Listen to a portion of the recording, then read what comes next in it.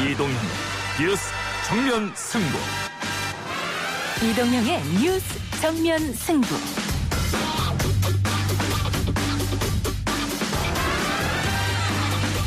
청취자 여러분 안녕하십니까, 이동형입니다. 비건 미 국무부 부장관이 방한 중입니다. 정부가 외교 안보 라인을 대거 수정했는데요. 야당은 인사청문회에서 혹독한 검증을 예고하며 반대 입장을 밝히고 있습니다. 지금까지 하던 사람들보다 더 북한의 마음에 드는 사람들을 기용한 것 같아요. 박지원 후보자를 국정원장으로 내정한 것은 저는 아주 잘못됐다고 보고 있습니다. 대한민국 국정원은 대한민국 최고의 정보기관인데 이 기관은 남북 대화를 하거나 북한하고 협상을 하는 기관이 아니거든요. 그러니까 국정원을 망치는 거죠. 국정원을 망치고 있다는 미래통합당 원내대표의 말, 법에 따라 진행해야 할 공수처 후속 처리와 부동산 대책에 추가 입법된 국회에서 여야가 마주해야 할 현안이 많은데요. 합의는 쉽지 않아 보입니다. 최영두 미래통합당 원내대변인 연결해서 이야기 들어보겠습니다. 한 분이 중복해서 여러 곳을 돌면서 사재기하는 것을 막는 시스템에 관한 것을 제가 올렸는데요. UI라는 거는 다른 곳에서는 중복해서 투약을 막기 위한 거죠. 꿀을 마스크에 접목해서 여러 곳을 돌면서 살 수 있는 그런 걸 막을 수 있는 거죠. 코로나19의 유행이 심하던 지난 3월 인터뷰했던 박상훈 약사의 말이었습니다. 오늘 대통령은 공적 마스크와 마스크 공급 제한의 폐지를 앞두고 약사들에게 감사를 표시했는데요. 이런 제안을 직접 만들고 실행에 옮긴 박상훈 약사 연결해서 이야기 나눠보겠습니다. 한국을 방문한 스티븐 비건 미 국무부 부장관이 미국은 남북 협력을 강하게 지지한다면서도 북한을 만나기 위해 온 것이 아니라는 점을 분명히 했습니다. 그동안 다소나마 가능성이 거론됐던 판문점 북미 접촉은 없을 예정입니다. 북한의 싸늘한 반응과 전국 현안에 묻혀버린 비건의 방안. 비건 역시 북한 때문에 온 것이 아니라고 했습니다만 미국의 복잡한 상황과 한반도 상황에 대한 해법이 궁금해집니다. 3부에서 홍현익 박사와 함께 풀어보겠습니다.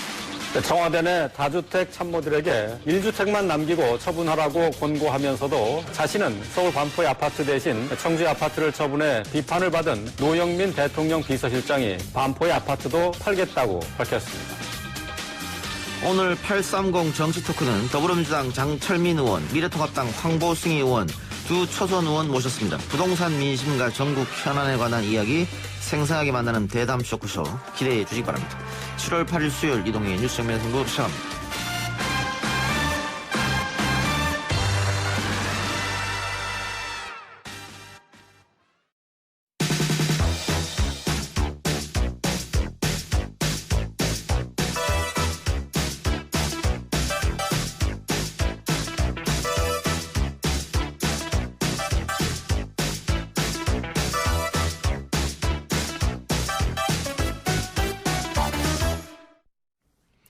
미래통합당의 다양한 의견을 이야기해 주시는 대변인을 맡고 있습니다. 최영두 의원 전화로 연결합니다. 의원님 나와 계십니까?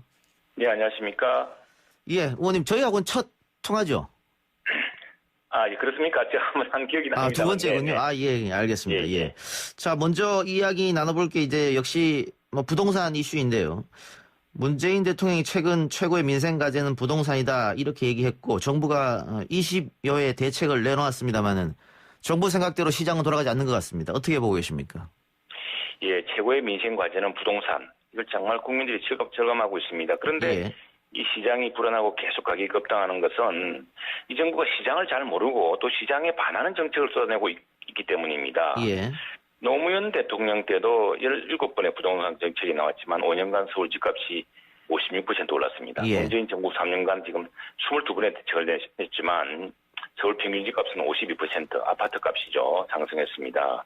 이게 뭐냐면은 국민들이 대통령과 국토부 장관이 내놓는 정책보다는 지금 대통령 비서실장이 이제 오늘 팔겠다고 했습니다만 보유한 강남의 이른바 똘똘한 한 채가 더 엄청나게 이게 도움이 된다는 그런 신호에 더 강한 영향을 받고 있고요.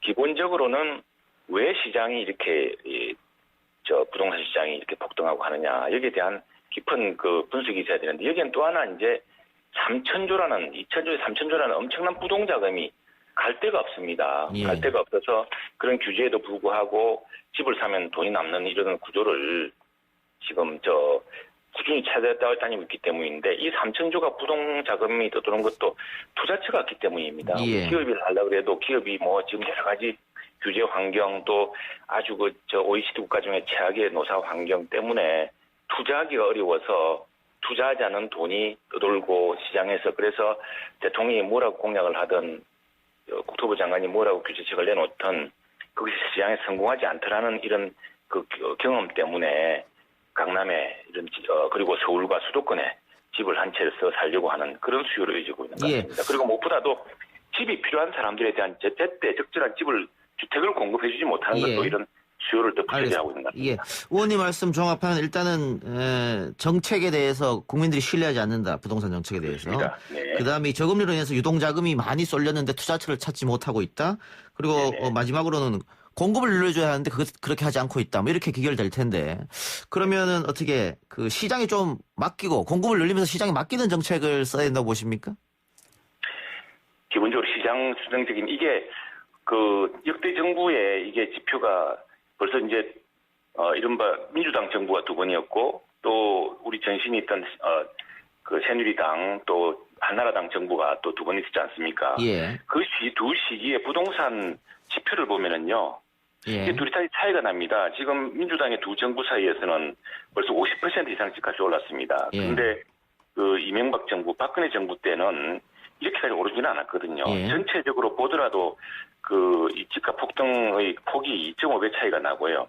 특히 문재인 정부 시간 3년 기간 기간을 생각하면은 가격 폭등 속도가 7.5배나 됩니다. 이건 이제 시장에 대한 배려, 시장을 어떻게 하고 이걸 모든 것을 투기로 보고 또 규제의 대상으로 보는 것하고 그다음에 왜 이런 수요가 생기고 왜 이런 수요 관리를 해야 되는지 또 공급을 어떻게 해야 되는지에 대한 그런 것들을 종합적으로 함께 하는 것. 그리고 또 하나 기업의 자금이나 투자 자금이 다른 곳으로 쏠릴 수 있도록 투자처를 찾아주려는 노력, 기업의 환경, 규제를 줄이고 기업하기 좋은 환경을 만들려는 노력들이 종합적으로 저는 반영되었다고 봅니다. 알겠습니다. 최근에 가장 논란이 됐던 게 노영민 비서실장인데 1가구 2주택을 소유했다가 정부 정책으로 인해서 한 채를 팔겠다. 그런데 청주 자기가 국회의원 했던 청주의 집을 팔고 강남의 집을 남겨두면서 굉장히 논란이 됐습니다. 결국 오늘 있죠. 노영민 시장이 이 강남 아파트도 팔겠다 이렇게 결정했는데 이건 어떻게 보십니까? 이제 정치하시는 분으로 청주가 이제 노영민 실장의 고향입니다. 고향이고 또 거기서 지역구를 하셨고 했기 때문에 부득이 서울과 지방에 집이 있을 수 있는 사정은 이해가 되는데 지금 문제는 서울 집값이었지 않습니까? 그리고 또 고향 사람들 지방은 지금 오히려 이 부동산 경기와는 멀습니다. 지금 저희 지역구 있는 마산 하포의 경우에는 최악의 지금 그 집값이거든요. 이 부동자금이 지방까지는 오고 있지 않습니다. 이 국토 균형 발전이 있어서 이렇게 이 지역에도 이런 부동자금이 흘러 들어오면 좋겠는데 지역에는 또 안 와요. 그러다 보니까 정작 중요한 건 서울 집값을 안정시키려면 서울 집을 팔려는 노력이 중요한데 그게 아니라 엉뚱하게 이제 청주, 더구나 고향을 하니까 또 고향 사람들은 얼마나 서운했겠습니까? 그리고 지방 사람 전체가 보더라도 야 이거 공직자들이 지방을 살리는 생각은 하나도 없구나. 이런 서운한 생각이 보태진 것이고 그것 때문에 이거 역풍을 더 맞았다고 봐야죠. 그래서 결국에는 비서실장이고 국정에 최고 지금 책임이 있다 보니까 할 수 없이 지금 아마 이 강남 집을 못 팔았다는 이유를 들어보면은 자녀들이 아마 살고 있다고 합니다. 그래서 뭐 그런 사정이 있겠지만 지금 민심의 분노한 민심은 이제 그런 사정을 봐주지 못할 지경까지 올라가는 거죠. 그래서 관련해서 지금 시민단체에서 여야 국회에도 다주택자가 많이 있다. 민주당은 43명, 미래통합당도 41명이나 된다. 이렇게 이야기했는데 그 혹시 이 국회의원 다주택자들도 집을 파는 동참해야 된다. 뭐 이런 이야기는 어떻게 공감하십니까? 그러니까 이게 지금 국회의원도 이제 우리 국정을 이끄는 한 축이기 때문에 지금 물론 뭐 여당은 야당을 한 번도 지금 국정의 축으로 인정하고 파트너로 인정하고 한 적이 없습니다. 뒷밟기를 하고 했는데 그렇지만 이제 국정을 함께 책임져야 되는 동반자로서 고민의식이 있는데 지금 이 문제는 그 여당과 이 사람들이 구두선으로 매번 정책을 집행하고 또 정책 정보 가장 많은 분들이 오히려 서울의 강남의 집을 계속 보유하고 있고 국회에도 최고위층 선출직도 그렇게 하고 있습니다. 그런 것들이 국민들의 불신의 분노를 더 일으키는 것이고요. 마찬가지로 야당 의원이라고 해서 저는 뭐 그것이 이중잣대가 적용된다고 생각하지 않습니다. 마찬가지로 그런 것들이 그 국민의 정서라든가 또 뭐 여러 경우가 있을 텐데 경우 다 다르겠죠. 이게 여러 주택을 소유해서 정말 투기 목적인지 아니면 두 채가 있는데 근데 뭐 지방에 하나, 뭐 서울에 하나 이렇게 있는 것인지 뭐 이렇게 경우가 다를 텐데 예. 뭐 저 같은 경우에 이제 서울서 전세 살고 있고 조그만 아파트가 하나 있습니다만 참 이해가 안 되지만 또 집이 많은 부분에 대해서는 뭐 그 연유가 다 다를 것이기 때문에 그때 맞는 대응 있어야 될 때고 어떤 시민들의 정서, 유권자의 정서 또 부동산 정책을 제대로 하려고 하면 스스로 솔선수범해야 된다는 데 대해서는 차이가 있을 수가 없겠습니다. 예, 다주택자들을 집을 처분해야 되는데 이게 완전 반대하고 이런 건 아니네요.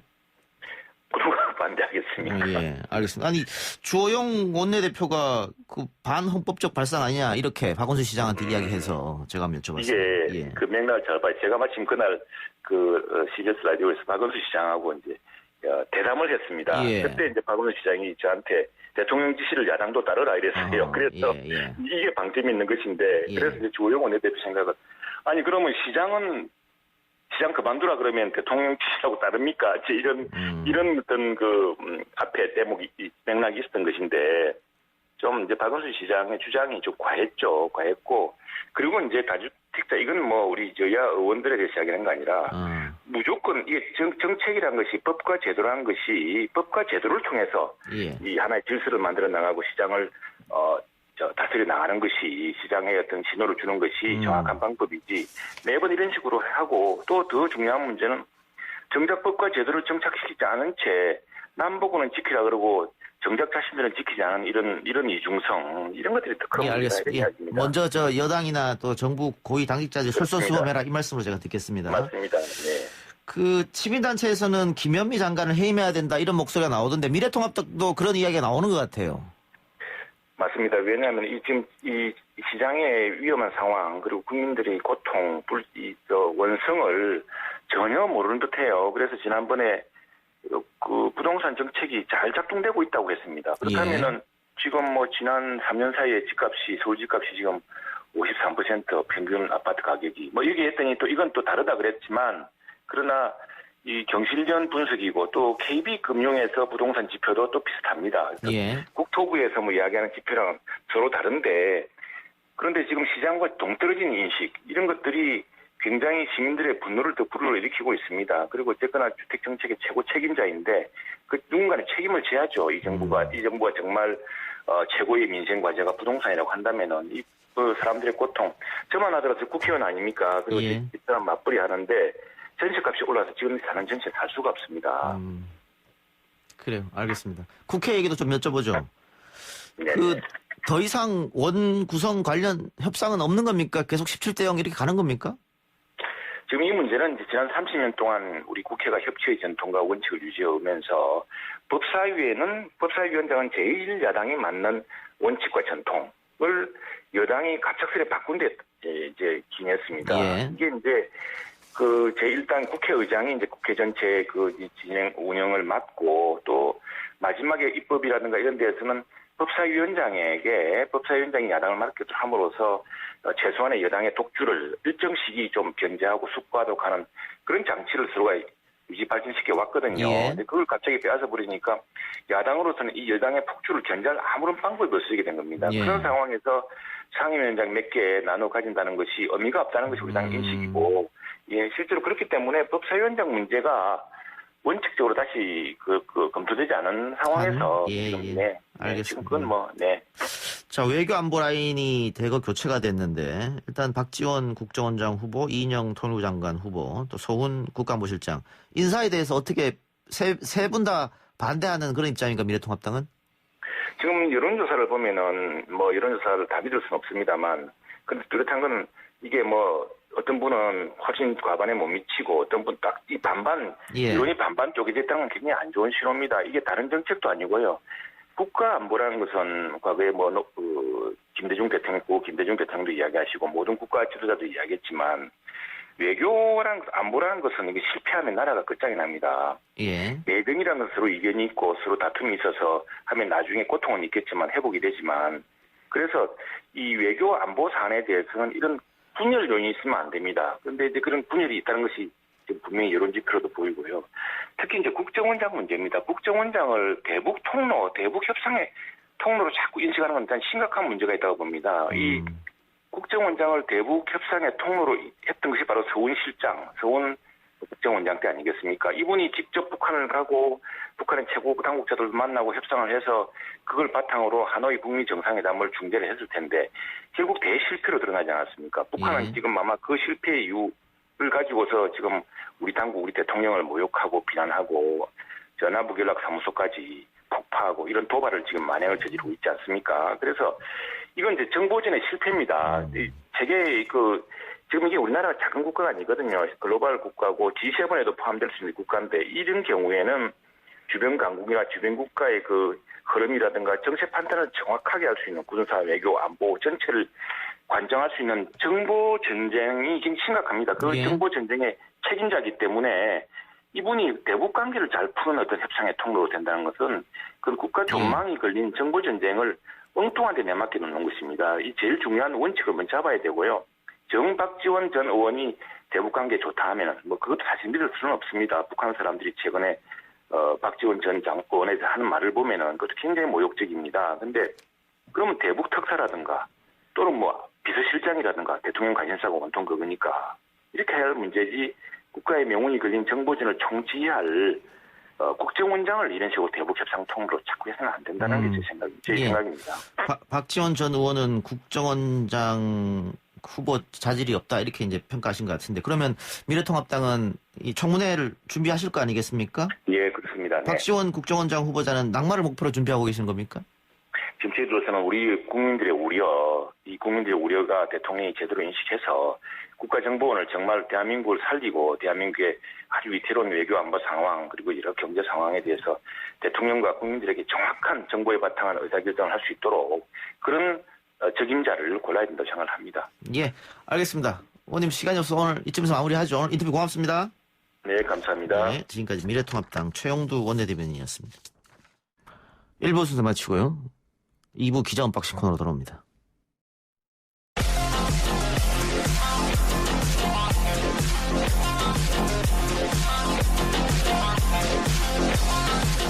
오늘 나온 뉴스들을 언박싱해드리는 기자 언박싱. 오늘은 아주경제 김태현 기자 나왔습니다. 어서 오십시오. 안녕하십니까. 김태현입니다. 예, 방금 라디오 청취조사 홍보 광고 스팟 들었죠? 네, 들었습니다. 여기저기서 질책을 받았던 부분을 따서 이렇게 올리는 참 배짱이 우리 담당 PD 배짱이 아주 큽니다. 예. 네, 좀 들을만 나겠는데 저 정도면. 알겠습니다. 자, 추미애 법무부 장관이 소위 말하는 최후 통첩을 윤석열 총장에게 했네요. 네, 보도로는 최후 통첩이라고 나오는데요. 저는 오늘 쐐기를 박았다 이렇게 평가를 하고 있습니다. 예. 그러니까 추미애 법무부 장관이 이른바 검언유착 의혹 수사 지휘에 대한 수용 여부를 내일 오전까지 답변하라고 윤석열 검찰총장에게 통보했습니다. 사실상 통보고 쐐기를 박은 거죠. 더 이상 옳지 않은 길로 돌아가서는 안 된다. 9일 오전 10시까지 하루 더 기다리겠다며 총장의 현명한 판단을 기다리겠다 이런 말도 덧붙였습니다. 예. 자, 검언 유착과 관련해서 이렇게까지 얘기가 진행된 건데 또 상황 설명이 좀 필요할 것 같아요. 네, 그러니까 윤석열 총장이 최측근인 한동훈 법무연수원 연구위원이 연루된 검언유착 사건을 대검 인권부로 배당하면서 한번 마찰이 있었습니다. 그 이후에 이제 사건을 넘겨받은 서울중앙지검 형사 1부가 채널A 이동재 기자에 대한 구속영장 청구를 하니까 이제 대검에서 제지가 들어왔고 이와 관련해 윤 총장은 사건에 직접 관여하지 않겠다. 그렇게 발표를 해놓고 입장을 번복을 했습니다. 그래서 전문수사 자문단을 독자적으로 소집해서 수사 자체를 중단시키려고 했고 그 과정에서 추 장관이 수사 지휘권을 발동을 했습니다. 그 이후에 이제 윤 총장은 검사장 회의를 열었고요. 검사장 논의 취합이라는 형식으로 특임 검사 임명과 수사 재지휘를 요청하는 이제 형식을 보여줬습니다. 이에 대해 추 장관이 좌고우면하지 말라고 공식적인 입장을 밝히라고 어제 사실상 최후 통첩을 날렸었고요. 오늘은 쐐기를 박은 걸로 보입니다. 예. 자, 그러면 윤석열 총장 선택만 남았지 않습니까? 네, 그렇습니다. 어떻게 할 것 같습니까? 원래 어제까지는 3개 정도를 이제 저희가 예측을 했었어요. 첫 번째는 문개기, 둘째는 항명, 세 번째는 수용이었는데 일단은 이제 내일까지 공식 입장을 밝히라고 했기 때문에 문개기는 이제 불가능해졌고요. 수용과 항명만 남아 있는데 저는 수용을 하지 않을까 생각이 좀 드는 게 항명을 하면은 오히려 더 불리해지는 상황이 되기 때문에 어찌됐든 수사는 급물살을 탈 걸로 보입니다. 수용을 하면은 사표는 쓰지 않는 겁니까? 이게 수용을 하고 그 자리에 있다고 한다면 리더십에 상당히 상처가 될 텐데. 그래도 지금 단계에서 어찌됐든 윤 총장이 총장직에서 물러나지 않겠다는 이제 의사 표현을 그 검사장 이제 회의록을 취합본을 통해서 밝혔기 때문에 그 자리에서 물러나지는 않겠지만 지금 검사장 회의 단계에서도 사실은 윤 총장한테 이게 뭐 어린애 노름도 아니고 그 받아들여야 되는 거 아니냐라는 말도 나온 걸로 저희가 취재가 됐었거든요. 그래서 검찰청 내부에서도 이미 수사 지휘를 받아야 된다라는 말도 어느 정도 나오고 있기 때문에 이 부분은 윤 총장이 이제 리더십을 발휘하고 그리고 검찰청 내부에서의 좀 잡음을 줄게 만들려면은 수사 일단은 수용을 하는 형식을 취하지 않을까. 네, 그렇게 보입니다, 저는. 예. 근데 만일 10시까지 입장을 밝히지 않으면 어떻게 되는 겁니까? 그때부터는 이제 추 장관이 직무에서 배제를 시킬 수 있습니다. 이것저것 참 어떤 선택을 하든 안 하든 네, 딜레마입니다, 완전히. 후폭풍 있을 것 같은데. 자, 박상기 전 법무부 장관이 폭로한 내용. 윤석열 총장이 자기와 만났을 때 조국 후보자는 안 된다. 이렇게 명시했다는 거 아니겠습니까? 네. 대통령의 인사권에 대한 뭐 도전 뭐 이런 건데. 다만 검찰에서는 그렇게 말한 적 없다. 네. 부인했단 말이에요. 그런데 윤대진 당시 수원지검장, 그 윤석열 총장과 굉장히 가까운 사이죠. 네. 대윤, 소윤 이렇게 불리면서. 네, 그렇습니다. 그런데 윤대진 지검장도 조국 전 장관을 사퇴시켜야 한다라는 얘기를 했다고요? 네, 그 황희석 전 법무부 인권국장이 직접 나와서 폭로를 했는데요. 그 지난해 8월 23일 출근하는 중에 전화가 와서 윤대진 지검장이었죠. 그 조 장관 사임해야 되는 거 아니냐, 처리해야 되는 거 아니냐 그런 말들을 했다는 겁니다. 예. 이와 관련된 이유로 대통령의 누가 된다거나 정경심 교수, 그러니까 형수가 힘들어진다는 등의 이유를 언급해서 황 전 국장이 이 말을 들은 뒤에 굉장히 화를 냈다는 이런 폭로를 했습니다. 예, 당시 황희석 씨는 그 법무부 인권국장으로 있었죠. 네, 그렇습니다. 그때 전화를 했다. 네. 그러면 윤대진 검사는 여기에 대해서 입장을 내놨습니까? 네, 자기는 그런 말을 한 적이 없다라고 입장을 내놨습니다. 검찰하고 똑같네 일단 한 적이 없다. 네. 예. 그러다가 뭐 녹취록 같은 거 나오면 어떻게 하려고 그럽니까? 그러면 이제 큰일이 나는 거죠. 알겠습니다. 네. 이거 황희석 전 국장한테 다시 한번 묻는 시간 한번 가져봐야겠네요. 네. 일단 이렇게 아니라고 부인을 했으니까. 네. 예, 알겠습니다. 그런데 윤대진 당시 수원지검장이 조국 전 장관 사퇴해야 된다라고 말한 이유도 역시 사모펀드 문제입니까? 네, 그렇습니다. 윤석열 총장도 사모펀드 문제가 있기 때문에 안 된다고 했는데. 네네. 특히 조국 전 장관 가족이 돈을 댄 사모펀드 관련 의혹을 집중적으로 거론을 했다. 그러면서 낙마의 필요성을 제기했다고 주장을 했는데요. 이게 방금 말씀하셨던 것처럼 박상기 전 법무부 장관도 뉴스타파와의 인터뷰에서 검찰이 조국 후보자 일가에 대한 대대적인 압수수색을 시작한 날 윤석열 검찰총장이 사모펀드 문제를 제기하면서 낙마를 요구했다고 말한 바 있습니다. 그런데 이렇게 되면은 검찰이 말을 꺼낸 시점이 조금 애매해집니다. 왜냐면 아직 수사를 들어간 단계가 아니기 때문에 네네. 의혹만으로 이게 문제가 있다고 생각했다는 거 아니겠어요? 네. 예. 그런데 지금 결과론적으로 보면 아직 정경심 씨 재판은 끝나지 않았습니다만 네. 관련한 조범동 씨 재판에서 조범동 재판부는 사모펀드에 관해서는 대부분의 의혹을 무죄라고 판결했지 않습니까? 네, 그렇습니다. 그러니까 명시적으로 그 기소가 되지 않은 익성의 임원들에 대해서 공범들과의 범행이 포함되어 있다라고 얘기를 했습니다. 그러니까 이 문구가 판결문에 그대로 써 있는데 검찰은 네. 조범동과 정경심이 공범이다라고 봤는데 네. 재판부는 조범동과 익성의 임원들이 공범이다 이렇게 봤다는 거잖아요. 네, 그러니까 결론적으로 돈이 흘러간 목적지가 익성이라는 겁니다. 그 과정에서 조범동 씨한테 들어온 돈도 많이 없고 기여한 바 지위에 따라서 봐도 조범동 씨가 어떤 주범이 될 수 없다는 얘기였습니다. 예, 알겠습니다. 뭐 관련한 또 정경심 재판이 있으니까요. 네. 한번 두고 보고. 손석희 JTBC 대표이사 사장에게 채용과 금품을 요구한 혐의로 재판에 넘겨진 프리랜서 기자 김웅 씨가 1심에서 징역형을 선고받았네요. 네, 징역 6개월에 이제 법정 구속이 됐습니다. 구속까지 됐어요? 네, 그렇습니다. 김웅 기자는 2018년 8월에 주차장 사건에 대한 소문을 들은 뒤에 피해자에게 연락해 기사화하지 말아야 할 이유를 한 가지만 말해달라고 말했고 그 피해자라고 하면은 이거는 이제 손석희 전 사장입니다. 그 개인 돈으로 합의금을 지급했다는 사실을 확인하고도 피해자를 만나서 채용 절차를 계속 물었습니다. 그리고 이것과 관련해서 기사를 하겠다 이런 식으로 얘기를 하면서 금품과 그리고 취업 청탁을 했다는 혐의에 대해서 재판부가 인정을 한 겁니다. 예, 협박 공갈이 있었다. 네. 그리고 그건 고의였다. 네. 이렇게 인정한 거네요. 알겠습니다.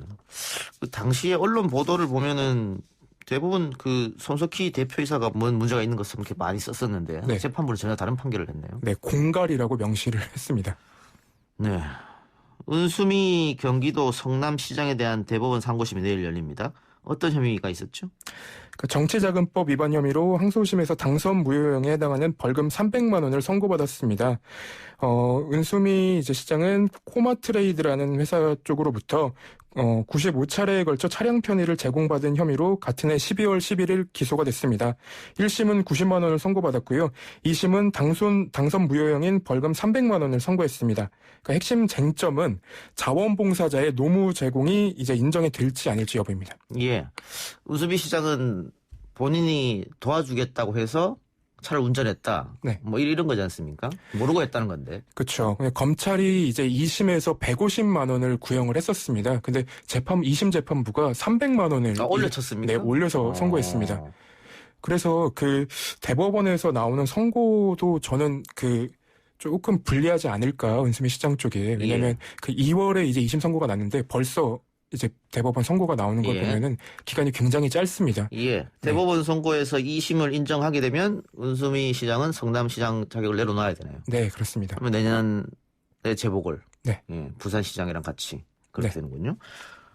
알겠습니다. 좀 지켜보도록 하고요. 마지막으로 코로나19 상황 지켜보죠. 신규 확진자가 급증했습니다. 또. 네, 질병관리본부 중앙방역본부는 8일 0시 기준 국내 신종 코로나 바이러스 감염증 코로나19 확진자가 전날보다 63명 늘었다고 밝혔습니다. 신규 확진자 가운데 해외 유입이 33명, 국내 발생은 30명, 지역별로 경기가 18명으로 가장 많고 검역 과정에서 11명이 확진 판정을 받았다고 합니다. 이외에는 서울 10명, 광주 8명, 충남 6명 등으로 전국에서 확진자가 발생하고 있습니다. 예, 최근 들어서 해외 유입 확진자가 계속 늘어나고 있습니다. 네. 걱정이네요. 알겠습니다. 오늘 기자 언박싱 여기까지 하죠. 지금까지 아주경제 김태형 기자였습니다. 감사합니다.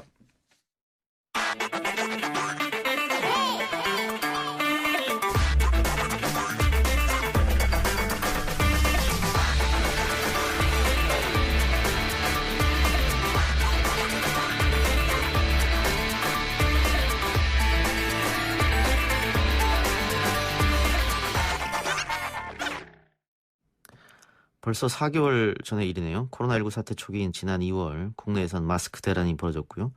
그래서 3월부터 도입된 게 마스크 오브제였는데 이 마스크 오브제가 12일부터 폐지됩니다. 문재인 대통령이 전국의 약사분들이 봉사의 마음으로 기여해줘서 감사하다라는 소회를 밝혔습니다. 지난 넉 달 동안 현장에서 가장 애쓴 분들이 약사들이죠. 오늘 2부에서는 그 가운데 한 분 연결해서 인터뷰해 보겠습니다. 지난 3월 6일 뉴스 정면 승부와 인터뷰했던 분인데요. 마스크를 약처럼 의약품 안전 사용 서비스에 등록할 것 제안해서 마스크 오브제 안착에 일조한 분이기도 합니다. 경북 문경에서 약국을 운영 중인 박상훈 약사님 초대합니다. 약사님 나와 계십니까? 예, 안녕하십니까? 예, 4개월 만에 다시 뵙는 것 같네요. 예, 오래간만입니다. 예, 그동안 어떻게 잘 지내셨습니까? 예, 여러 가지 일이 있었지만은 잘 지내고 있습니다. 예, 그 주위에서 좀 알아본다면서요? 방송 여러 가지 인터뷰하고 해서. 예. 여러 주위에서 또 알아보시고 또 시청 쪽에서 저 공무원들 분들이 좀 알아보신 분이 좀 있습니다. 예. 마스크 대란이 끝나서 요즘은 약간 그래도 한가하시겠습니다. 마스크 대란이 있을 때 엄청 바쁘셨잖아요. 예, 맞습니다.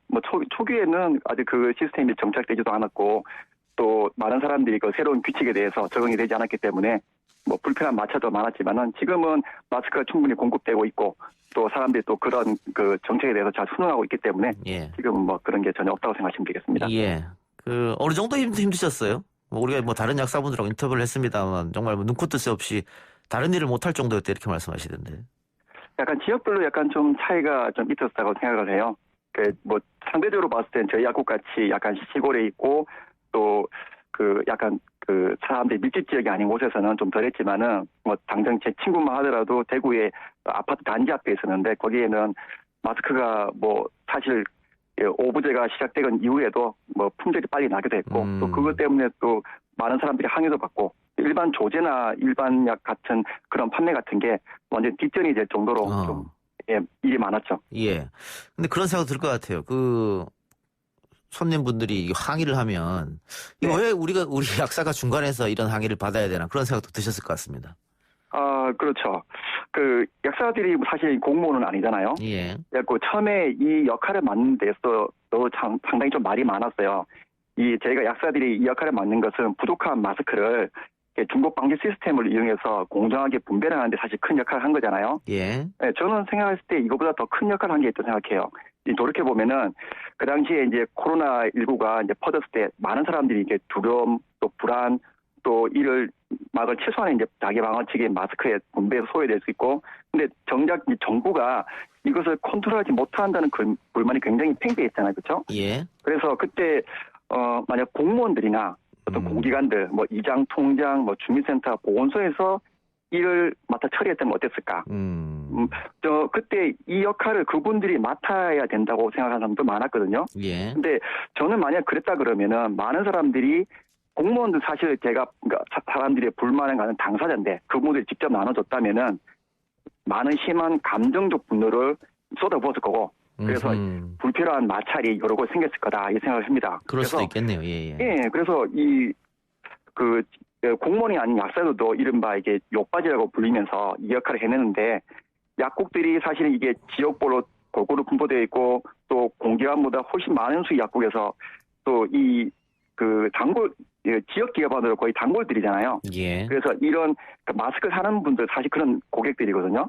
그래서 그런 분들을 받아서 저희가 잘하는 사람들이니까 초기에 어떤 불안과 불만을 잠재워서 그 당시에 좀 사회적 큰 동요나 불만이 있었던 걸 잠재우는데 좀 더 큰 역할을 하지 않았나 저는 그렇게 생각합니다. 예, 알겠습니다. 네, 근데 뭐 반대로 또 감사하다고 또 인사하시는 분들도 계실 테니까. 그렇죠. 예, 나름 보람도 있었을 것 같습니다. 예, 그렇죠. 예, 또 특히 대통령도 약사분들에게 특별히 또 고마움을 표시했으니까 말이죠. 예, 맞습니다. 예. 예, 그럼 말씀하세요. 예. 예. 그래서 사실은 저희가 그 일을 이행하는 데 있어서 사실 뭐 여러 가지 불필요한 마찰도 겪고 또 뭐 항의도 받고 했었지만은 또 그 문재인 대통령께서 전에도 이 제도가 시행하기 전에 저희 매스컴을 통해서 또 그런 말씀을 하셨거든요. 그래서 아무것도 아닌 것 같지만 또 그런 걸 들었을 때 저희가 또 이 일을 하는 데서 좀 많은 자부심을 느끼는 것 같습니다. 예. 요즘엔 아까 말씀하신 대로 마스크 수급에는 문제가 없는데 이 비말 차단용 마스크는 구입하기가 좀 힘든 것 같아요. 비말 차단 마스크는 사실은 매스컴을 통해서 뭐 3천만 개가 공급되고 있다는 말을 들었는데 그 공급되는 곳이 약국은 아니거든요. 저희도 사실 그 비말 차단 마스크 실물을 본 적이 없어요. 그리고 전화도 많이 오고 또 직접 찾아오신 분도 굉장히 많습니다. 근데 약은 아직까지도 뭐 공적 마스크가 케이블 80하고 94만 들어오고 아직까지는 저도 못 봤습니다. 예. 저도 인터넷에서 구입한 것 같아요. 그래요? 그래요. 알겠습니다. 자, 마스크 오브제는 약사님들의 노고와 더불어서 시민들의 협조가 크게 한몫을 했다 이렇게 볼 수 있겠는데 마지막으로 시민들에게 전하고 싶은 말씀 있으면 하시기 바랍니다. 예, 약국을 통한 그 시스템을 통해서 이 역할을 맡게 됐는데 사실 뭐 제가 생각할 때는 이 정부가 어떤 정책을 정하는 데서 갖고 어떤 이렇게 잘 이행하고 실행할 수 있는 그 곳이 약국이 아마 그 최적의 장소라 생각하고 또 많은 그 시민분들이 또 이 정부가 정책을 시행하는 데 있어서 여러 가지 규칙이 반영을 했지만은 또 그 규칙에 따라서 잘 이해하시고 물론 몇 번의 마찰이 있긴 했지만 그 전체적인 결과물에 봐서는 아주 극소수라 생각합니다. 그래서 전 시민들이 같이 도와줘서 이 제도가 정착하는데 큰 역할을 하지 않았나 그렇게 생각합니다. 예. 다시 오브제 실시하라고 하면 할 수 있겠습니까? 가을이 돼서 만약에 다시 그런 국가적인 혼란이 오고 뭐 지금 제가 봐서는 마스크 충분히 공급돼서 그런 일이 없을 거라 생각하지만 혹시 마스크가 아니더라도 어떤 이런 부족한 공공재에서 그런 분배에 대한 역할을 다시 맡았을 경우에는 예. 아마 저뿐만 아니라 다른 약사님도 기꺼이 여기에 응하리라고 생각합니다. 뭐 육체적으로 정신적으로 힘들지만 그건 뭐 어쩔 수 없는 부분이 있으니까요. 예, 고맙습니다. 예, 그리고 그 만일 이렇게 찬바람이 다시 불어서 뭐 제2차, 3차 유행이 오게 되면 네네. 그래서 또 지난번과 비슷한 일이 벌어지게 되면 어떤 점들이 개선됐으면 하는 바람이십니까? 분명히 그런 여러 가지들을 겪으면서 느낀 점이 있으실 텐데요. 예, 사실 저희가 지금 공적 마스크 요걸 한번 보면은 처음에 약국이 마스크 분배 거점으로 결정되고 대부분의 공적 마스크가 이제 약국을 통해서 이제 분배가 되는데요. 정부에서 이제 어떤 약속의 규칙을 정해서 실행을 하는 것은 약사들인데, 예. 이것을 약사들보다 먼저 매스컴을 통해서 전파되고, 예. 또 많은 시민들이 이 결정이 곧 실행되는지 알고, 저희보다 먼저 알고 저희한테 요구하는 경우가 많았어요. 예를 들면은, 일주에 2매 구매하는 게 맨 처음 마스크에서 맨 처음 정책이었잖아요. 예. 그게 3매로 늘어나는 경우에 저희보다 먼저 매스컴을 통해서 오고, 왜 아직까지 3매가 되지 않고 있느냐. 그 다음에 주중 오부제가 폐지된다는 뉴스를 먼저 듣고 와서 아직 왜 요일제를 하고 있느냐. 이런 식의 일이 많았거든요. 예. 그래서 다음에는 실행 주체가 어디 될지 모르지만은 실제 실행 주체하고 좀 충분히 협의를 거쳐서 미리 정책에 대한 설명을 우리한테 먼저 해준 다음에 그다음 매스컴을 통하고 그다음에 시민이 알게 되고 그런 단계적으로 하면은 그러한 불필요한 마찰을 줄이는 데 좀 도움이 되지 않을까 그렇게 생각을 합니다. 예, 혼란이 좀 있었으니까. 그럼 그렇죠. 여기 담당은 식약처입니까? 지금 식약처보다 더 높은 곳은 잘 모르겠지만 중앙관처는 식약처로 알고 있습니다. 예, 약사분들하고 의견 나누고 했던 건 다 식약처였군요. 예, 맞습니다. 저희가 이러이러한 불만이 있는데 이거 어떻게 해결하면 좋겠습니까 하고 올린 것도 사실 식약처였거든요. 예. 그러니까 약국마다 만약에 200개로 한정돼 있다면은 좀 쌓인 것도 있고 모자란 것이 있으면 저희가 식약처에 사실 문의를 했거든요. 예. 이게 저희가 남는 것을 도매에서 들어온 게 아니고 약국끼리 좀 분배해서 할 수 있는 게 가능하냐. 그러면 식약처 허가를 받으면 좀 그렇게 다시 저희가 하고 그 식약처를 통해서 하는 걸로 알고 있습니다. 예, 알겠습니다. 우리 유튜브 보이는 라이브 댓글에도 약사님 칭찬 댓글이 굉장히 많습니다. 제가 다 소개할 수 없을 정도로 많은 분들이 응원하고 있다는 거 알아두시면 고맙겠습니다. 약사님 오늘 인터뷰 고맙습니다. 예, 감사합니다. 예, 지금까지 박상훈 약사였습니다. 라디오 청취율 조사 기간입니다. 혹시 02로 시작되는 전화로 전화가 와서 어제 어떤 라디오 들었냐고 여쭤본다면은 YTN 라디오 이동의 뉴스 정면 승부 들었다 이렇게 말씀해 주시면 되겠습니다. 동시간대 1위 그것도 압도적 1위 만들어 주시기 바랍니다. 1, 2부 순서 마치고 저는 뉴스 듣고 3부로 안 들려 들을 뉴스 없어 아무 뉴스도 귀에 들어오지 않아 듣고 또 들어도 들을 뉴스 없어 만드는 게 2%야 이동영의 뉴스 정면 승부 YTN 라디오 이동의 뉴스 정면 승부 3부 시작합니다. 비건 미국 국무부 부장관이 한국을 방문한 가운데 트럼프 미국 대통령의 메시지가 나왔습니다. 도움이 된다면 김정은과 다시 만나겠다 이렇게 얘기했죠. 비건 국무부 부장관도 우리 외교부와 남북협력 또 북한 강력 지지한다 이렇게 이야기했습니다. 트럼프 대통령과 비건 부장관의 메시지 어떤 의미로 해석해야 할지 전문가와 이야기 나눠보도록 하겠습니다. 홍현익 박사 모셨습니다. 박사님 나와 계십니까? 네, 안녕하십니까? 예.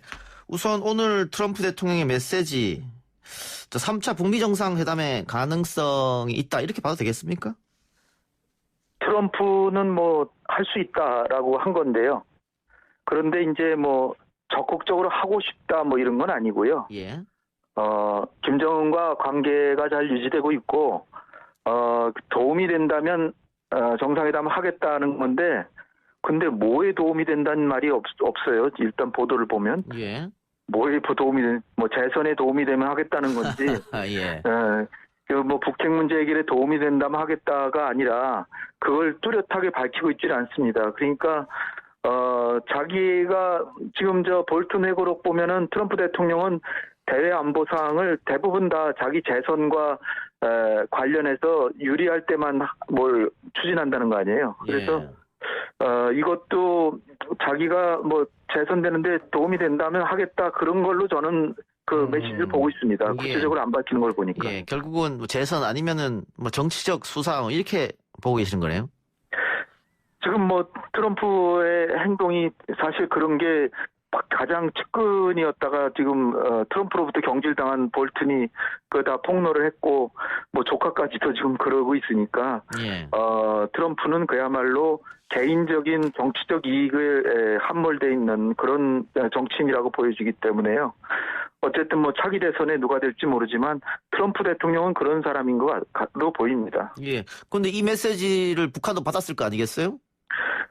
그렇지만 뭐 이게 의미하는 바가 별로 없는 거죠. 왜냐하면 김정은은 영변핵을 폐기하면 상당한 그 제재 완화 같은 걸 해주는 그런 구체적인 뭔가 메시지를 바라는데 트럼프를 만나야 또 지난번 하노이처럼 망신만 당할 수 있다라고 생각하니까 그리고 이 트럼프 입장에서 보더라도 만나서 뭐 성과를 못 거두면은 낭패이기 때문에 그러니까 좀 거칠의 얘기가 아닌가 저는 그렇게 생각이 돼요. 거칠의 이야기다. 진정성이 별로 없는 거죠. 자칫 정상회담에서 성과 못 내면 오히려 마이너스가 된다. 그럼 비건 부장관이 이 시기에 방한한 건 어떻게 보고 계세요? 비건은 뭐 한미 동맹인데 지금 코로나 때문에 정상들도 못 만나고 있기 때문에 한미 간에 이제 동맹을 유지하기 위해서 사실상 뭐 정례적인 협의하려고 하는 시간에 왔다라고 보고요. 7개월 만에 온 거거든요. 비건이 이제는 그 국무부의 2인자가 돼서 한미 간에 전략 대화도 해야 되고 우리 제일 차관하고는 전략 대화를 하고요. 그다음에 이도훈 평화본부장 차관보하고는 북핵 문제 협상을 해야 되고, 그 다음에 다른 현안들이 많잖아요. 지금 방위 분담금에다가 또 뭐 한미일 삼각공조 이런 것도 해야 되는 게 부장관의 임무이기 때문에 당연히 와야 되는 거고, 물론 뭐 지난달에 북한이 뭐 엄청난 도발을 했기 때문에 거기에 대한 대응 방침을 협의할 필요가 있고 이도훈 본부장은 지난번에 갔었거든요. 그러니까 이제 왔다 갔다 하면서 협의하는 건데. 결국 트럼프 대통령하고 우리 대통령도 지금 만나질 못하고 있기 때문에 그 한미 간의 동맹 관리하러 온 거죠, 한마디로. 그러면 뭐 북한 문제 때문에 일부러 방한을 했다 이렇게 보기는 좀 어렵겠네요. 일부러라기보다는 일단 트럼프로서도 지금 한국의 그 한국하고 그 관련된 남북 공동 연락사무소를 폭파시키는 엄청난 그 만행을 자행했기 때문에 자칫하면 관리를 안 하면 이거 대선에 큰 악재가 발생할 수도 있겠구나. 그래서 보냈을 가능성이 큽니다. 그러니까 가서 어쨌든 뭐 북미 간의 실무회담이 되면 좋겠지만 안 되더라도 북한이 뭐 난동을 띄지 못하도록 관리를 좀 하고 와라. 이렇게 해서 보냈다고 보여지고요. 중요한 것은 작년 중반부터 계속 그러지만 미국은 계속해서 실무회담 하자는 거고요. 북한은 만나봐야 뭐 뻔한 얘기하는 거니까 만날 필요 없다 그러고 북한이 안 만나주는 거거든요. 그러니까 작년 12월에도 서울에 와가지고 우리 최선희 만납시다 이렇게 또 얘기를 하고 판문점까지 갔는데 지금 최선희가 안 나온 걸로 지금 돼 있죠. 그래서 지금도 미국은 대화를 하는 모양새를 보여줘야 되는 거고요. 근데 북한은 그런 내숭 떨지 마라. 실제로 대화를 하려고 그러면 태도를 바꿔야지 태도는 하나도 안 바꾸면서 말로만 협상할 준비가 돼 있다 그러면 그게 무슨 의미가 있느냐. 그 얘기를 이제 요번에도 비건이 와서 서울에서 그렇게 얘기할 것으로 예상하고 최선희 제일 부상하고 그 북미 국장하고 돌아가면서 담화를 발표했잖아요. 그런데도 제가 보기에는 그렇게 비건이 오늘 회담 뒤에 나온 얘기 보면 북한이 솔깃할 만한 얘기는 거의 없는 것 같아요. 그러면 오늘 비건 부장관이 오전 일정만 있고 오후 일정이 비워져 있던데 혹시 뭐 판문점에서 뭐 어떤 대화가 있을까 뭐 기대하는 분도 계시던 것 같은데 그거는 아닌 것 모양이네요. 그거는 아닐 것 같아요. 왜냐하면은 나는 이번에 온 목적은 우리 친구들과 동맹국들과 상의하기 위해서 온 거지. 최선희로만은 만나자고 요청조차 하지 않았다. 그러니까 북한이 지금 우리 만날 용의가 없다 그랬잖아요. 거기에 대한 대응으로 야, 내가 언제 뭐 만나자 그랬냐? 그런 입장을 지금 밝힌 겁니다. 그리고 지금 방금 전에 뭐 뉴스가 하나 나왔는데요. 비건이 한 얘기 중에 나는 최선희 제1부상으로부터 지시를 받지 않고 볼튼 대사로부터도 지시를 받지 않는다라고 하면서 그 공개적으로 비건이 말을 안 했지만 주한 미국 대사 그 보도 자료에 따르면 어떤 얘기를 했냐면은 최선희 부상이 상당히 그 부정적인 생각을 하고 있고 이렇게 그 긍정적인 사고를 하지 않는 사람이다. 예. 최선희에 대해서 비난을 했어요. 그 얘기가 지금 흘러나왔는데 이 얘기는 뭔가 대화가 되기 어려운 것이 아닌가. 그거를 굉장히 강하게 풍기고 있는 것 같습니다. 지금 카운터파트인데 최선희는 창의적이고 뭔가 일이 되도록 생각을 해야 되는데 굉장히 부정적이고 불가능하다라고만 생각을 하는데 이런 사고방식 가지고 대화가 되겠냐 이런 식의 얘기를 했습니다. 예, 알겠습니다. 자, 한미 워킹그룹에 대해서 북한이 또 지속적으로 불만을 제기하고 비난했습니다. 미국 눈치 보는 거 아니냐, 뭐 그런 걸 만들어서 뭐 이런 건데 네. 이인영 통일부 장관 후보자가 또 한미 워킹그룹에 대한 이야기를 꺼냈단 말이죠. 그렇다면 한미 워킹그룹에 대한 변화가 생길 것이 아닌가, 뭐 이런 추측 좀 하는데 박사님 어떻게 보십니까? 한미 워킹그룹을 그냥 이제부터 안 하겠다라든지 그렇게 하면 한미 관계가 굉장히 껄끄러워지잖아요. 예.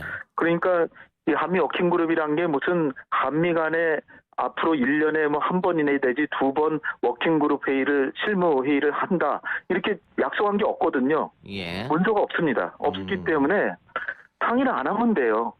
그리고 상의를 하더라도 제재에서 확실히 유엔 안보리 제재에 걸리는 사안 중에 예외를 받을 것만 상의를 하면 되죠. 예. 근데 제재에 걸리지 않는 거를 이게 안 걸리는데 해도 될까요? 물어보니까 미국에서는 북핵 문제 진전이 없는데 한국이 그렇게 앞서 나갈 필요는 없겠죠? 이러니까 또 안 하고 했거든요. 예. 그게 문제가 된 겁니다. 따라서 이 워킹그룹을 우리가 오히려 더 활용해서 유엔 안보리의 제재 사항인데 그러나 우리가 한미 간에 합의해서 돌파해서 지금 돌파를 마련해야 되니까 이거 유엔 안보리 제재지만 제재 면제에 좀 협조해 주십시오.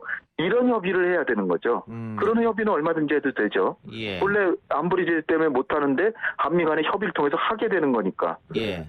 근데 이제까지는 협의 안 해도 되는 걸 협의해가지고 미국이 부정적인 얘기하니까 안 한 그런 게 문제가 되는 겁니다. 예. 지금까지는 사사건건 다 논의를 했고 미국이 반대하면 하나도 못했다 이 말씀이네요. 네, 그렇죠. 예. 자, 외교 안보 라인이 어쨌든 교체됐는데 그러면은 정책적 변화가 있을 거 아니겠어요? 네. 그 북한하고 조금 더 대화 쪽으로 풀어나가려고 할 텐데 아마. 근데 북한이 과연 거기에 호응을 해줄 것인가? 이것도 문제지 않습니까? 우리 정부는 대통령부터 국정원장, 청와대 안보실장, 통일부 장관 전부 남북 대화를 적극 하자는 분들로 이제 다시 또 중용했잖아요. 예.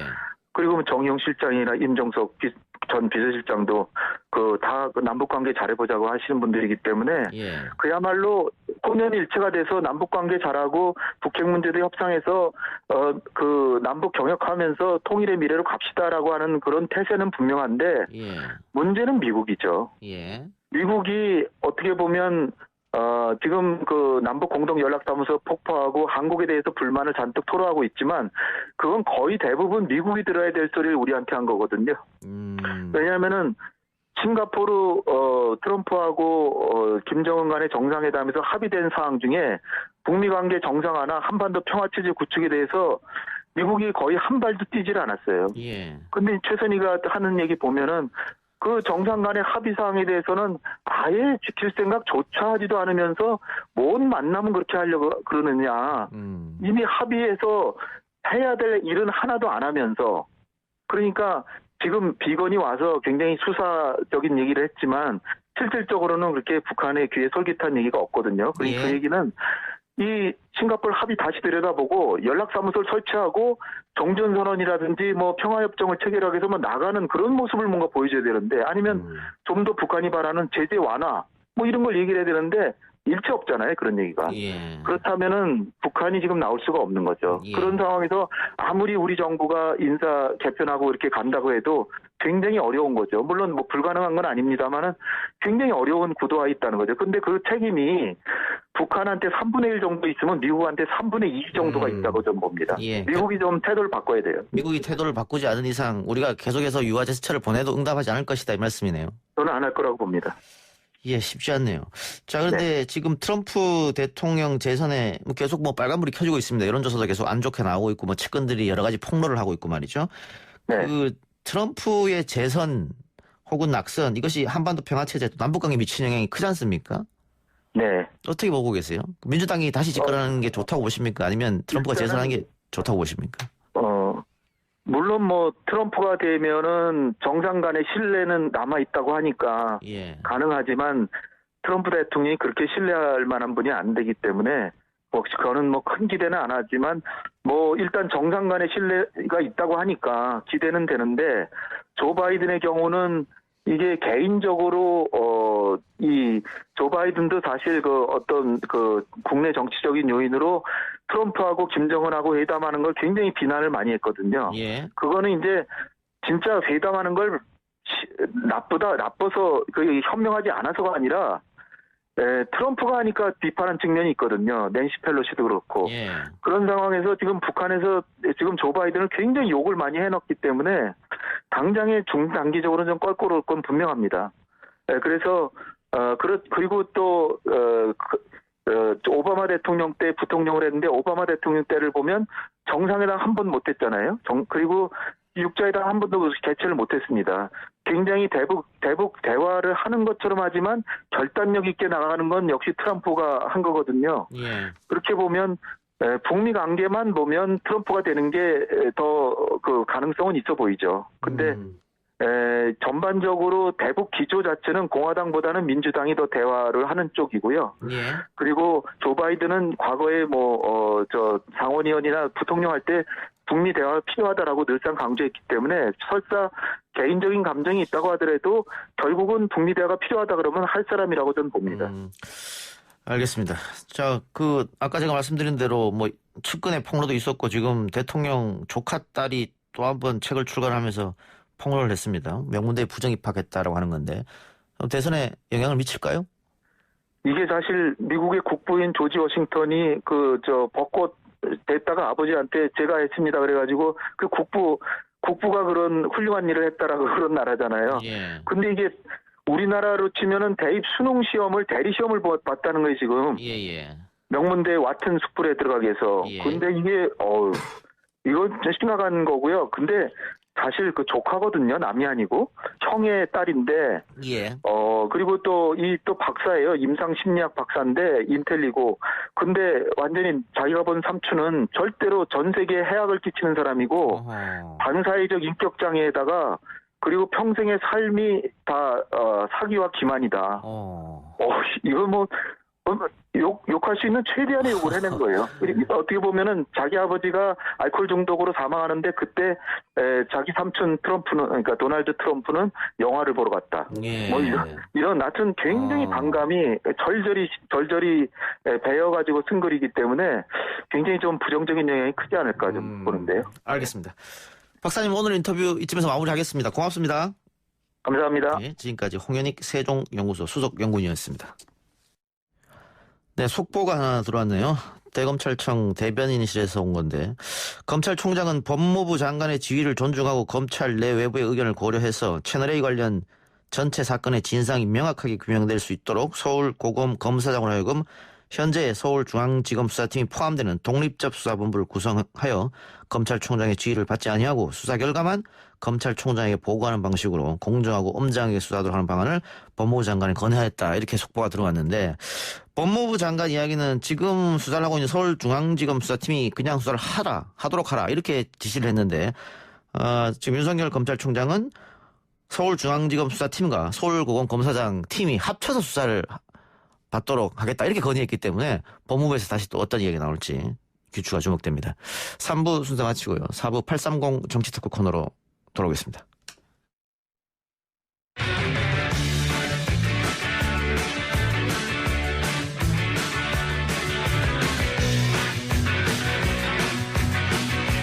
YTN 라디오 이동의 뉴스 정면 승부 4부 시작합니다. 이번에는 젊은 정치인들의 생각을 들어보는 시간입니다.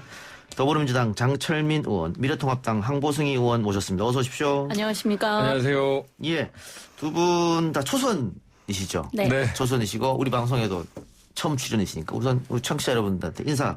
자, 여당 의원부터 인사. 감사합니다. 네. 여당 더불어민주당 국회의원입니다. 저 대전 동구 지역구를 두고 있고요. 제 지방 의원 중에는 제일 젊습니다. 38 젊은 정치인입니다. 장철민입니다.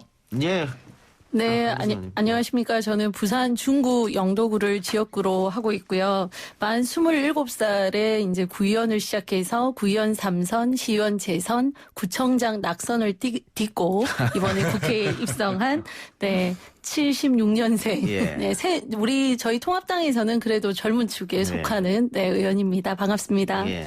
만 45세까지는 청년입니다. 네. 민주당도 그렇죠. 당에서는 45세까지 청년입니다. 근데 장철민 의원님은 사실 이 지역구에서 당선되려고 예상한 분들이 별로 없었던 것 같아요.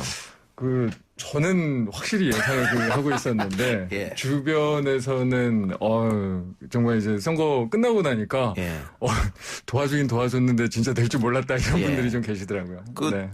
야당 중진 의원 아니었습니까? 이장우 의원. 그러니까. 이제 제 카운터 파트너였고. 거기서 재선 의원 하시고 구청장도 하시고 지역에서 보좌관도 하시고 오래 이제 지역 닦았던 분이죠. 그 지역구가 저희 처갓집이 있어서 잘 압니다. 네. 어려웠는데. 잘 부탁드립니다. 선거에 승리하셨고. 우리 황보승희 의원님도 부산 중구 영도구에 김비호 후보가 굉장히 많이 도전해서. 그렇죠. 5번 사전 오기. 네. 이번에 동정론 이런 거 해서.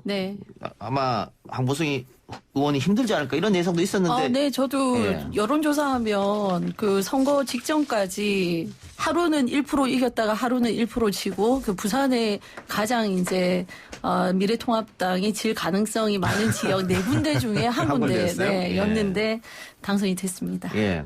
이긴 원인은 어디 있다고 보십니까?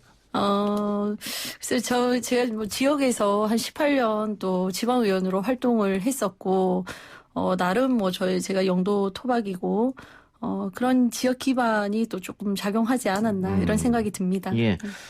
자, 두 분 이제 국회에서 일 시작한 지 얼마 되지는 않았습니다만 20대 국회가 너무 일을 안 했다. 동물 식물 국회다 이런 소리까지 들었지 않습니까? 그래서 21대 국회에 기대하는 국민들이 많았을 텐데 초반부터 어쨌든 어떤 이유 간에 여야가 신경전을 벌이면서 제대로 시작은 안 된 것 같아요. 네. 모양새가 별로 좋지 않게 출발을 했죠. 그리고 어쨌든 저희는 사실은 여당은 지금 많은 걸 가지고 있고 야당은 포기할 게 별로 없는 상황임에도 불구하고 법사위원회 하나만은 우리가 33년의 전통과 관례를 생각할 때 야당으로서 가질 수 있는 마지막 보루다라고 생각을 하고 7개 좋은 상임위를 주겠다고 제안을 하셨지만 다른 걸 다 포기하더라도 법사위 하나만은 고소하겠다 이런 입장을 냈는데 사실은 받아들여지지 않았지 않습니까? 그래서 사실 지금 야당 입장에서는 할 수 있는 게 별로 없고요. 다만 여당이 좀 협치의 정신을 발휘하셔서 그리고 과거 지금 여당이 야당일 때 여당의 실세이신 우리 노영민 실장님이라든지 우원식 의원님, 박영선 의원님 모두가 법사위원회는 야당의 몫이라고 주장을 하셨고 그 당시 여당이었던 저희는 흔쾌히 또 양보를 했었던 전력이 있습니다. 그래서 좀 양보를 요구했는데 안 됐고 그러다 보니 이제 국회가 처음 시작을 좋은 모양새로 하지 못한 것이죠. 내로남불 아니냐 그런 주장인 것 같아요. 네.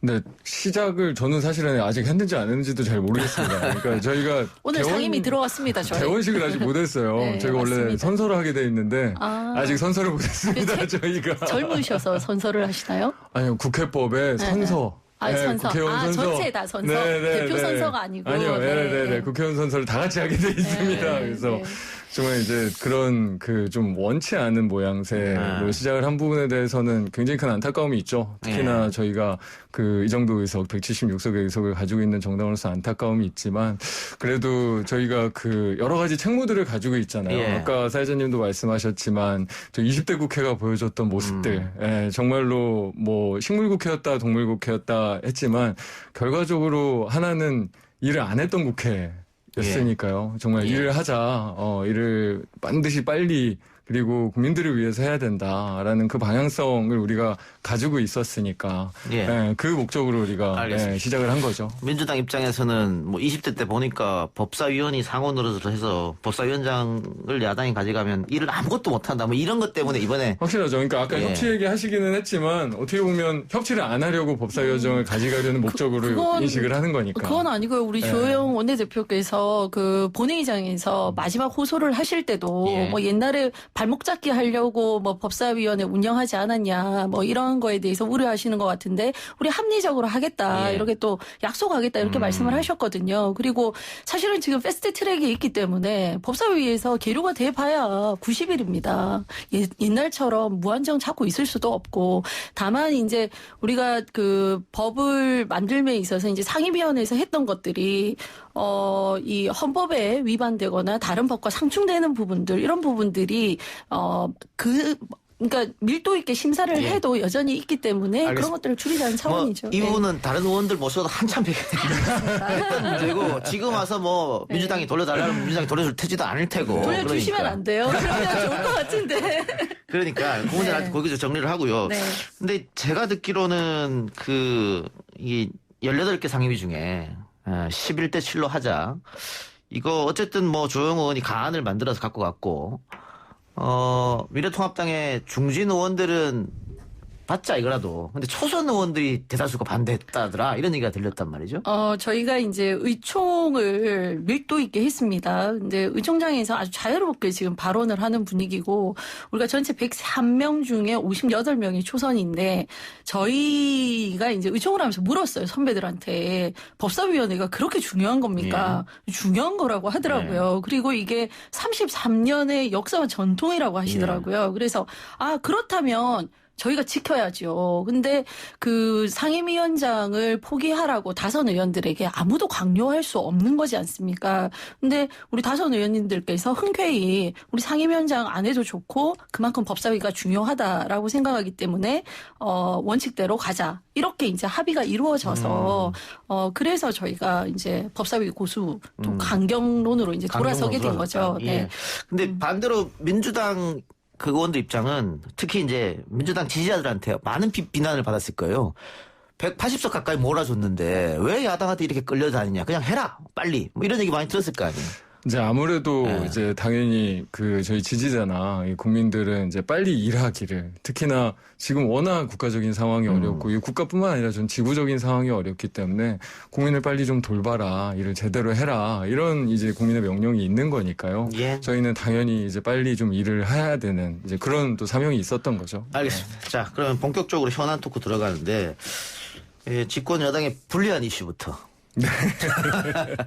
부동산 문제를 좀 얘기를 해봐야 될 텐데 지금 그 민주당 지지율과 대통령 지지율이 동반 하락했는데 가장 큰 원인은 부동산 정책에 있다. 20여 차례 부동산 정책을 내놨는데 집권당에 또 정부의 생각처럼 집값이 안 잡히고 오히려 더 뛰고 있다.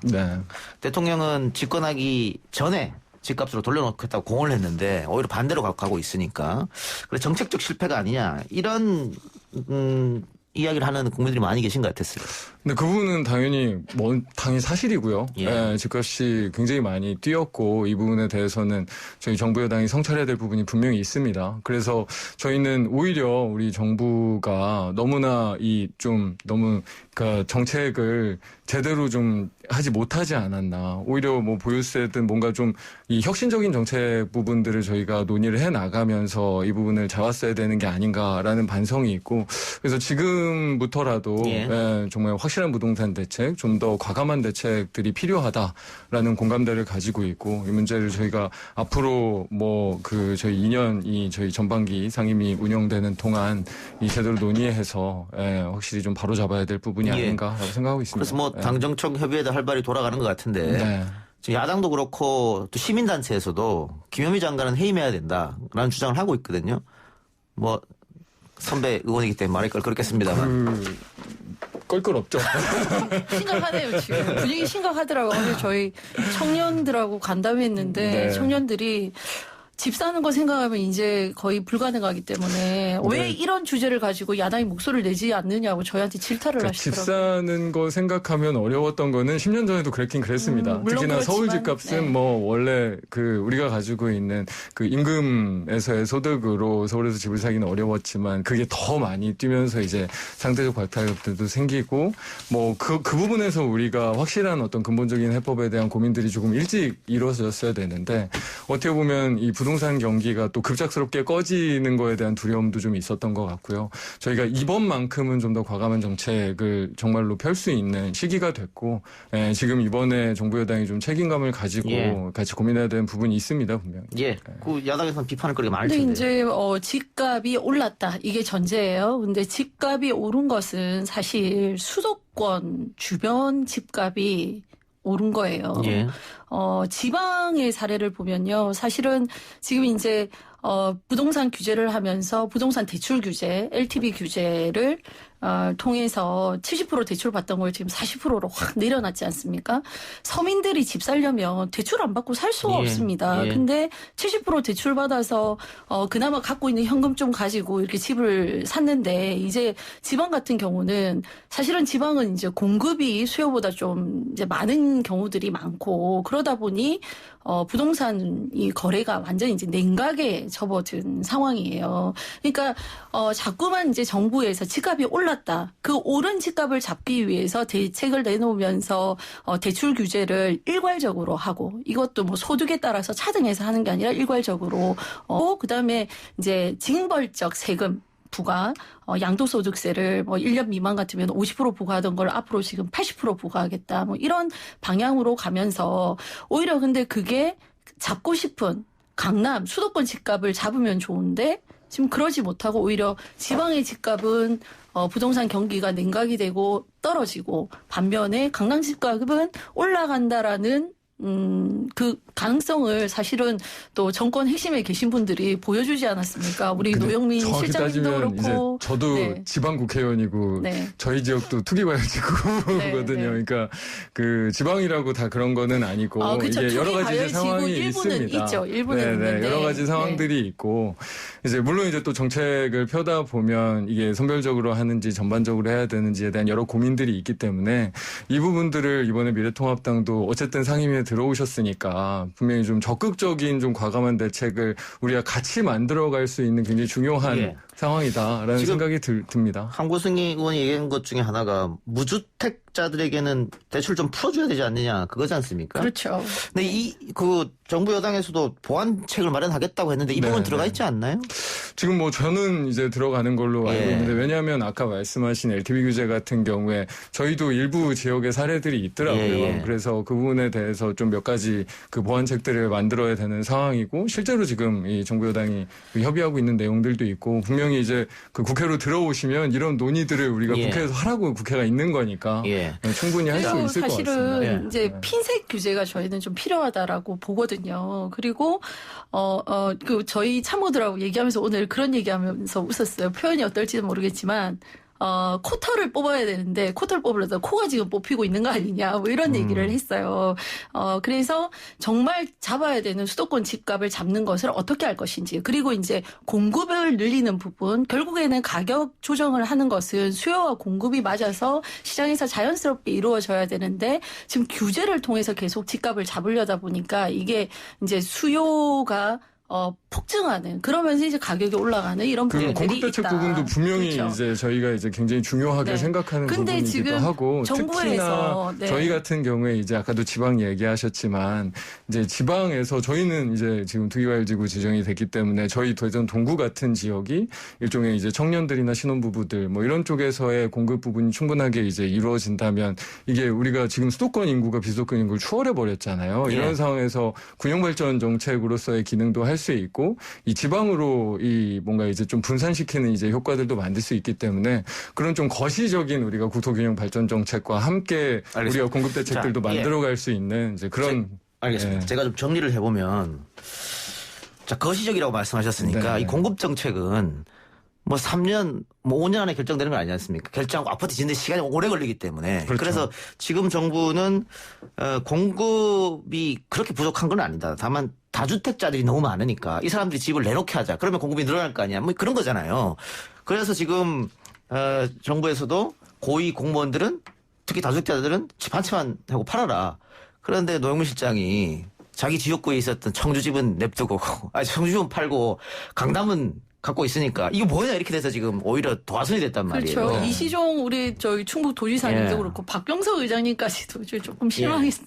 네, 그래서 죄송한 말씀이지만 그러면은 지금 시민단체에서는 전수조사도 했단 말이죠 국회의원들. 그래서 1가구 다주택자들이 다 함께 동참하는 걸 했으면 어떠냐 이런 이야기를 하고 있는데 여기에 대해서는 통합당 의견은 아까 저희가 일부에서 뭐 통합당 대변인과도 이야기를 나눠봤습니다만은 어떻게 생각하세요? 제가 이제 사실 좀 고백을 하면 제가 1가구 3주택자 명단에 계속 나옵니다. 예.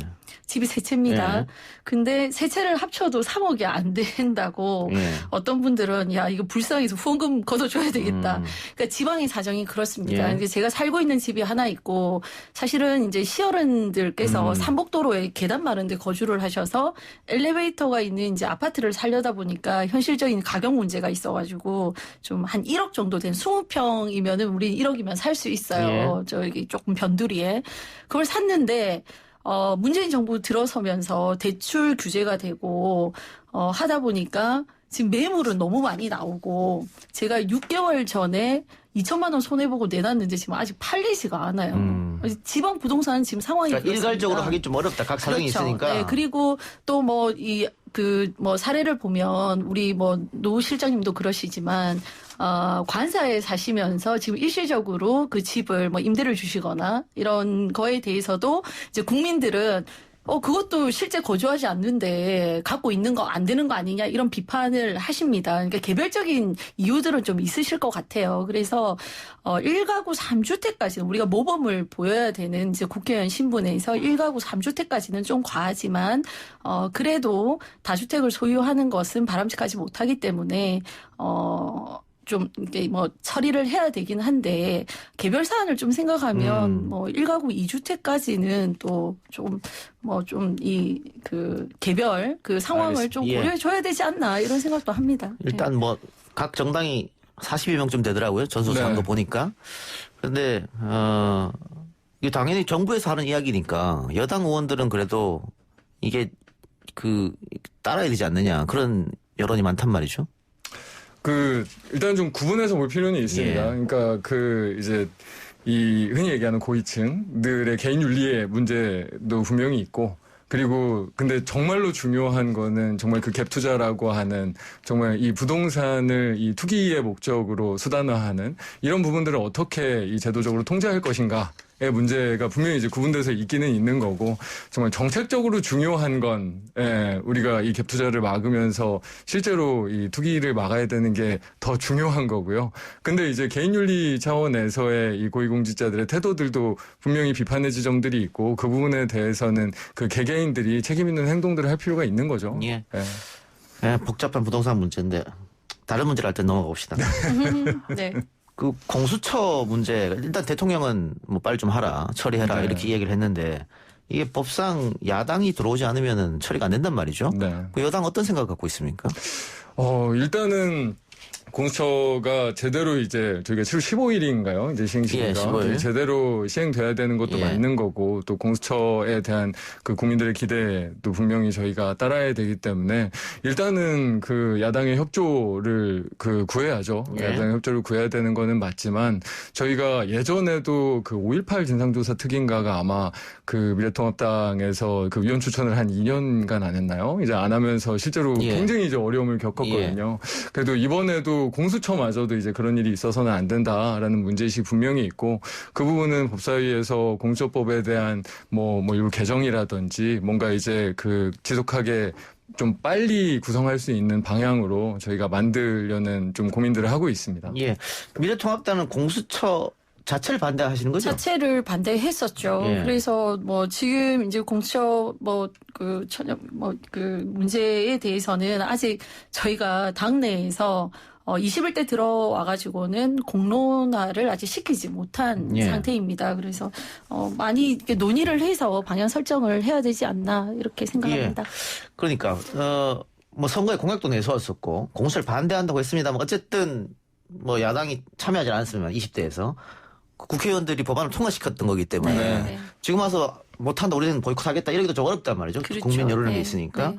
그래서 아직 공론화가 안 되는 것 같은데 그렇죠. 어쨌든 야당이 들어와서 이게 2명을 추천해야지만 출범하니까 이거는 뭐 여당 의원들도 계속해서 끝까지 한번 설득해 보겠다 이렇게 얘기했으니까 좀 더 국회에서 논의가 필요한 문제인 것 같고 지금 많은 분들이 가장 궁금해하시는 것은 법무부와 또 검찰 간의 갈등이 아닌가 싶은데 이 문제에 대해서 야당은 어떻게 보고 계십니까? 오늘 추미애 장관이 내일 10시까지 입장을 밝혀라 이렇게 네. 윤석열 총장한테 얘기했던데. 네, 법무부 장관이 너무 과도하게 검찰총장의 권한에 대해서 네, 침해하고 있다. 저희 그렇게 보고 있고요.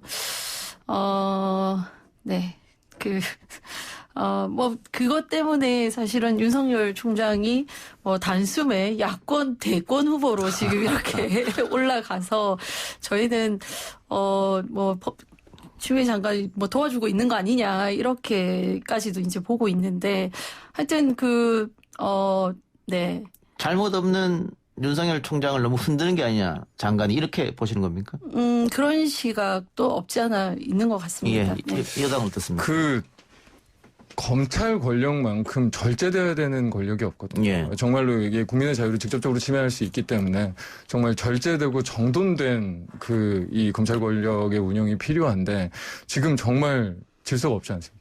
정말 어수선의 극치, 국민들이 보기에.